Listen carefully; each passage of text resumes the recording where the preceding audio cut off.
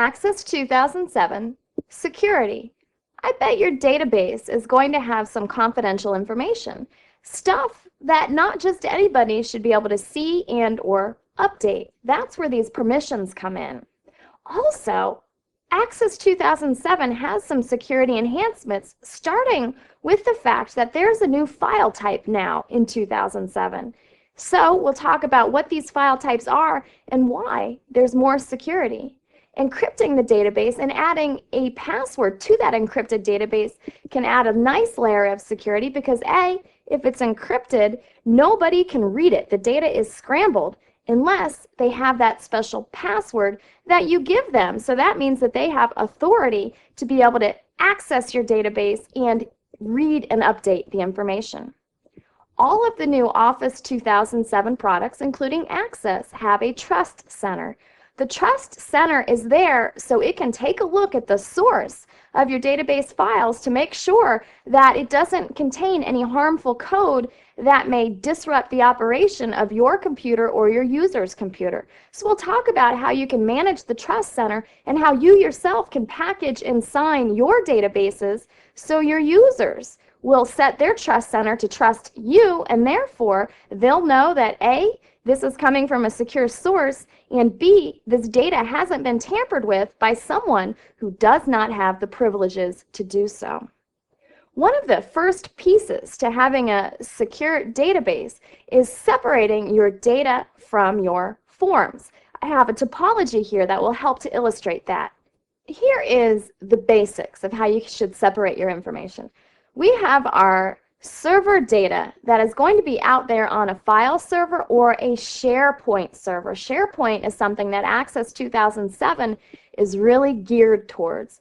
Why do you save your data out here? Well, because it's secure, not everybody can access it, and because it will be backed up probably nightly, if not more often than that. Therefore, if there is some sort of problem or database corruption, you can retrieve it from backup. And backup has to do with fault tolerance, but it really falls under security as well, because if you lose your database, well, that's just as bad as an attacker coming in and stealing your data or corrupting the data for you.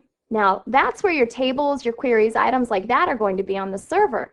And then on your users' various computers and workstations, they'll have what they need, forms, for example. And you can use the database splitter tool to take you through and determine what should be stored on the server, and then you can create applications and have those set up on the user's workstations. Let's go into our Access database. This is our zoo.mdb. Right now it's our zoo database, and we are going to set up our users and our permissions. On the Database Tools ribbon, we have a User and Permission button. From here, I can go in and set up my user and group permissions and accounts. Here I have the ability to set up new accounts or determine accounts that already exist. So I could create a new account for James Delolio. Well, okay, that's his name, right? Personal ID has to be at least 4 characters. I can set it to be whatever I want. Okay. And now I have James that I can add him to a group that already exists. By default, everybody is a member of users. That means if you can open up Access, you are a member of the users group. We also have the admins who have higher privileges, but I've created a customer service group that I would like James to be a member of. I can choose OK, and now I have added James as a member of that group. I can also go into user and group permissions here, where I see all of my users, and they are given specific access to different objects. I may want James to own the animals table and the animals inventory table. If I do that, then he's in charge of it, and I could make it that only he is able to update data, insert data, delete data, or overall administer that information. You just simply select the users one by one or the groups one by one, and then add or remove check marks. Because I was a little click happy, it's saying you changed the permissions. Do I want to assign? I'll choose no there, but of course if you made a change that you actually wanted, you would choose OK. Here we have the owner of all of these items. The owner by default is the admin because I created this database and I am logged in as the administrator. But I could change the owner if I wanted to. I would just have to select who I wanted to own the specific object and then choose change owner. It's a good idea, general design practice, it's a good idea to have one owner that is maybe a group that a lot of your users are a member of, or maybe just have your admin own everything because your admin is going to be in charge of the special items that exist in your database. I'll click Cancel here, and the last item will be User Level Security Wizard. User Level Security Wizard. Here I can create a new work group information file. If it was already created, then I would get into it and modify it if I wanted to. The work group information file has the names of the users and the groups that are allowed to develop or just simply use the application. Once I create this work group file, I really am going to have a different file that's going to be secured, and that's the file that I'm going to want my users to access. I'll choose Next. What is going to be my file name? Where am I going to store it? And this is my work group ID. You're not going to have to add the work group ID in when you're accessing information, so don't worry, you don't have to memorize that, but you do want it to be something that's unique and a little bit secure. You can also put your name and your company's name in there, and you can make it your default workgroup information file and also create a shortcut on your desktop. Notice it's a security enhanced database because we're adding permissions and assigning users permissions here. Next. Well, do I want the wizard to verify the security of all these database objects? Am I creating these objects? And when I do create a new object, it's going to verify the security there as well. If I just want to leave it as it is, I deselect the object. I can go ahead and leave them all selected unless I knew some of these were not going to be brought over to my finished product. But in that case, I'd probably go back and remove them from the file anyway. Next. Well, who is supposed to be able to do what to this database? What you're seeing here are default groups that just come with your operating system. And so our backup operators, when I click this, it tells me what the group can open the database exclusively for backup and compacting, but can't see any of the database objects. Okay, that's good. Their only job is to do the maintenance behind the scenes, making sure it's okay. My full data users have full permissions to edit data, but can't alter the design. So they can't get into design view of the table and create new tables that have different properties. Full permissions, they have full permissions on all database objects, but can't assign permissions to other users. So they can get in there, make changes, add, delete, create new tables, set up relationships, but they cannot say, you know what, Joe, you sit next to me, you're always in this, I'm going to allow you to have full permissions as well. Only administrators are able to assign other permissions to users. I'm not going to take you through what all these mean because hopefully you're getting the bigger picture here, which is you're choosing which accounts are able to do what within your database. And you want to be secure. Give people the least amount of security that they need in order to get their job done. Next. Now, the users group should not have any permissions. Anybody who has access to access is going to have permissions if you grant them these. So that's why you take some time and you set up your users and your groups, and then not everybody who has access, because you know, maybe sometime down the line somebody joins your company and installs Access and says, hey, what's this database that's out here on the file share? Maybe I should use it. No, you want to be in control of your database. Next. Now we can add users to our workgroup information file. This is where we get to say, okay, we want Bob to come in. When he comes in, he's going to have this password. And when we have James come in, he's going to have this password. Oops, I clicked add this user, but I hadn't actually added a user in at that time. So Bob Parker, and his password is going to be welcome with a 1 and a star. That's not the strongest password possible, but it is strong because it has a uppercase and lowercase combination and it uses special symbols. Even if I put a a number in there also, it's harder to crack. Now I can add him to the list. He's going to have to know that password, though, in order to be able to access this information. I'll choose Next. Now I can assign users to groups. All right, so do I want to select a user and assign the user to groups? Here's my user, and I could put him in the backup operators if I wanted him just to back up information and not make changes, or I could give him full permissions, which we just talked about, or I can put him in the admin group, which means he can do anything he wants. You can also add people to multiple groups if you want to.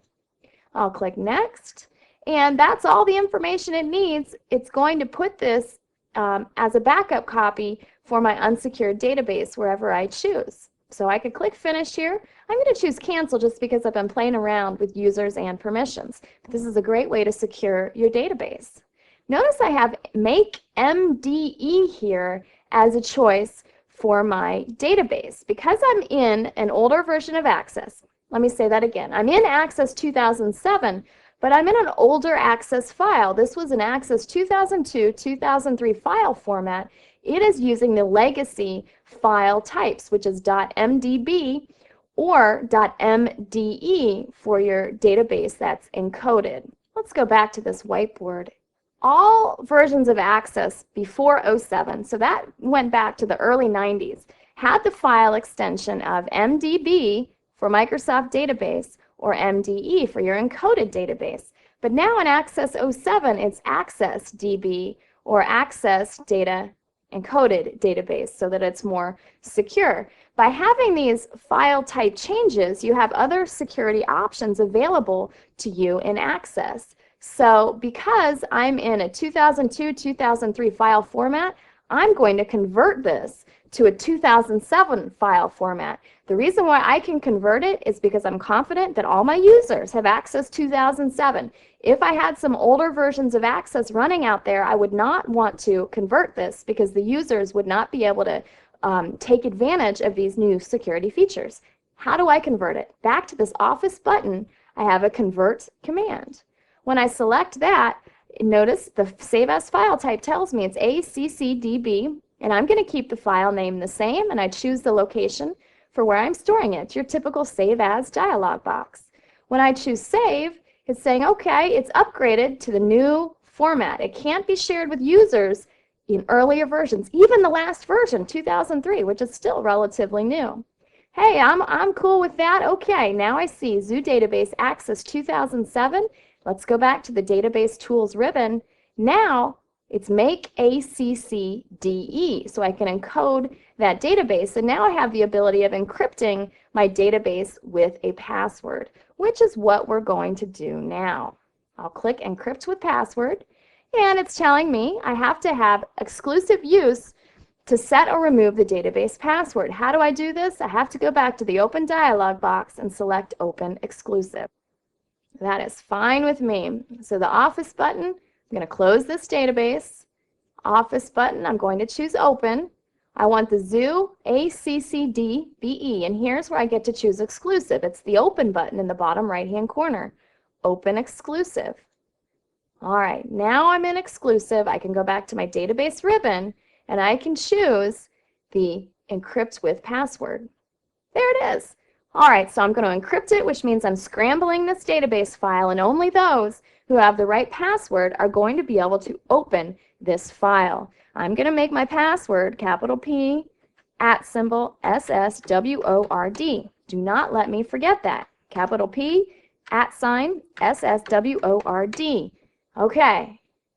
Now, when I create a password that's this important, I write it down on a piece of paper. That is not normally what you do, but this is so important. I don't want to mess up this database. I'm going to write it on a piece of paper and I'm going to lock it. I'm going to lock it up in a secure location that only I have the keys and maybe a backup operator has the keys. And it's not going to be out there for just anyone to be able to see, but it's so important that I can't risk losing this password.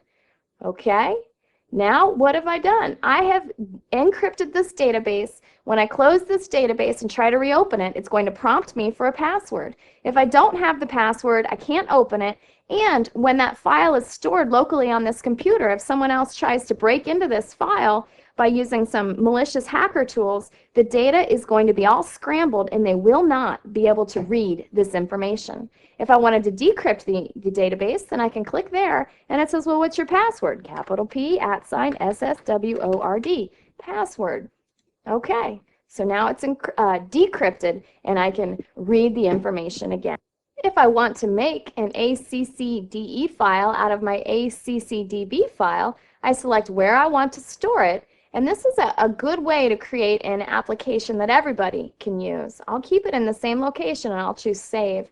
I may get an error here because I have a lot of objects and not enough space. If I choose Show Help, it says, well, this is usually associated with compiling a large database into an MDE file because this is an older dialog box that they didn't feel the need to update. But here we mean ACCDE.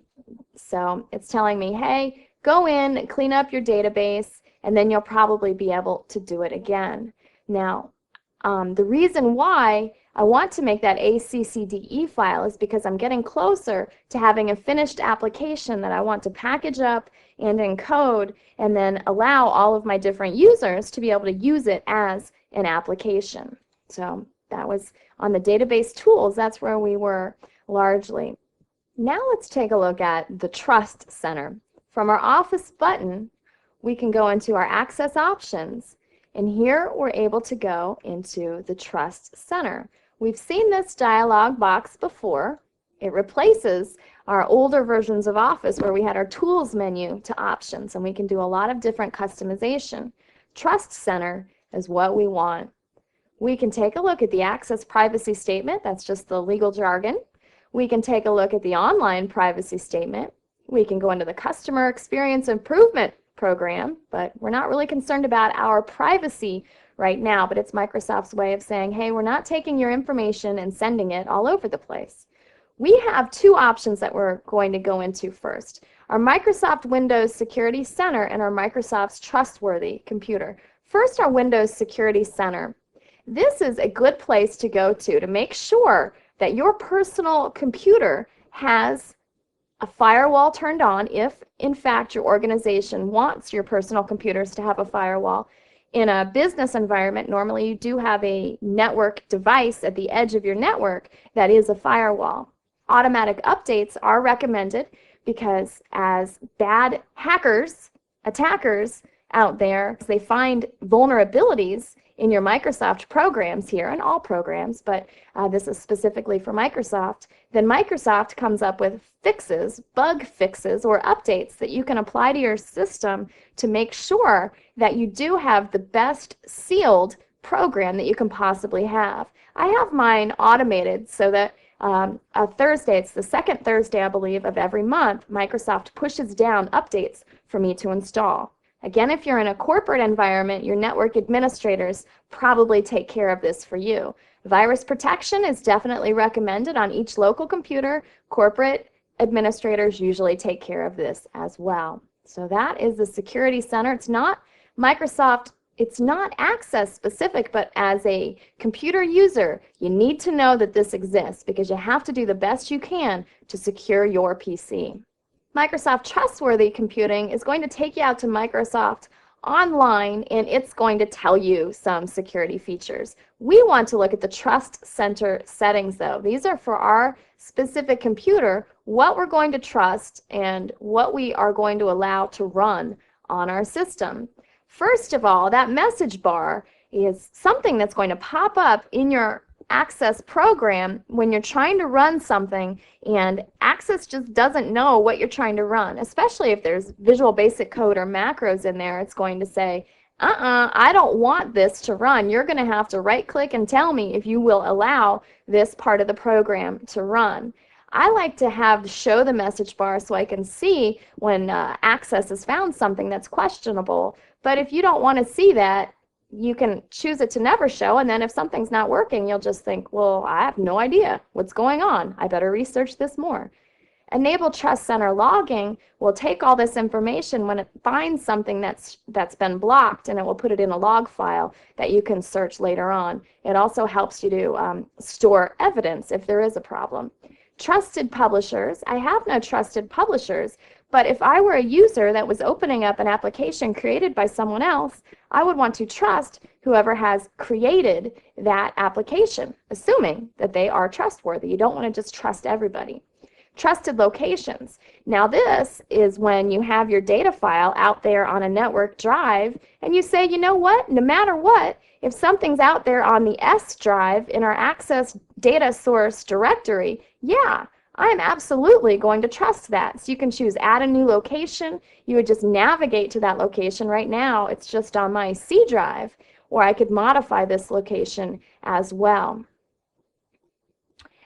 Allowing trusted locations on my network is what you'd have to check in order to choose that central location. It says it's not recommended because your network can be penetrated, but I think it's okay. Or if you realize, goodness gracious, I've got some real security breaches, some security vulnerabilities, I can disable all these trusted locations, and I'm only going to open files where I have the trusted publisher added to this list. Add-ins we've talked about. Macro settings, if you don't want to open up a document with a macro, then you can choose disable all macros without notification, with notification, or only those that have been digitally signed, that have a digital certificate that verifies the publisher. Or enable all macros is what I put because I'm only on my local system and I'm creating my own macros and fooling around here. I would recommend having some of these macro items. Definitely know the source before you ever open up a file. Privacy options really just goes back to what Microsoft is going to do for you. We're not going to get into this, but the point is make sure your trusted publishers are set up here regarding people who, for your users to be able to trust who a database file is coming from. I'll click cancel and we can close out of our access options now. We are now ready to package and sign our database. We're thinking here, hey, this is perfect. It's an application. We're ready to deploy this to our users. Before we do that, we want to add our own digital certificate to the mix so then our users can add us to their trusted publishers, open the database, and not have any problems with our macros or our Visual Basic not running. How do we package and sign? Well, it's in the Office button. Upper left-hand corner, Publish, Package and Sign. Package the database and apply a digital signature. Well, I only have one certificate that I'm able to use, so I would select that. I could choose View Certificate to make sure. All right, so this certificate root is not trusted because the Microsoft operating systems now have the ability for you to generate your own digital certificate, which is saying, hey, no doubt about it, this came from Emily's computer. It doesn't mean that Emily is trusted by Microsoft. It just means it came from her computer. So you have to be wary about whose certificates you do trust. But this is good. I'll choose OK because I know, okay, I'm trustworthy, and I'll choose OK. Now, where am I going to create this package? Notice now it's an ACCDC file because it's a signed package. It has a certificate at the end of it. I'll keep it in my default location and I'll choose Create. That's how easy it was to deploy that. And now my users would add my CBT Nuggets certificate to their trusted certificates. If you try to package and sign a database and you notice that you don't have any certificates for which to sign that database, if you navigate through your own Start menu to your Office area, there's something called Office Tools, and from there you can create your own digital certificate, and your operating system will make sure that it creates one on your own computer. Security is a very important piece of anything you're doing on your computer, but especially when you're talking about databases that have private information. We talked about setting those permissions. All old versions of Access were MDB, Microsoft Database. Now they're ACCDB, Access Database. You have to all be in Access 2007 in order for those new file types to work. You can encrypt your database and add a password that protects the integrity of your data. The Trust Center is what you and your users can go to determine who you're going to trust, and also to make sure that you get the best software updates so that you have any vulnerabilities that hackers have found fixed up and not so you're not vulnerable. Lastly, package and sign that database in order to distribute it to all your users. I hope this has been informative for you, and I'd like to thank you for viewing.